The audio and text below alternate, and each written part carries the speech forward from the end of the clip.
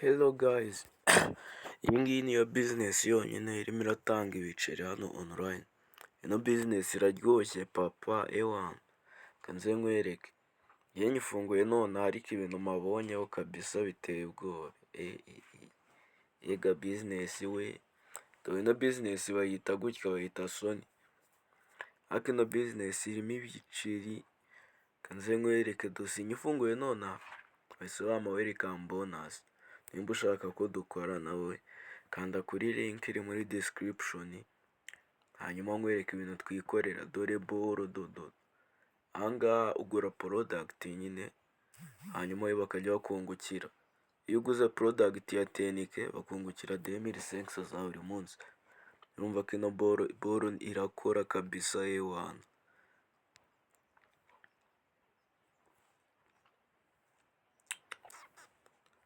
Ngira ngo uri kubireba nawe.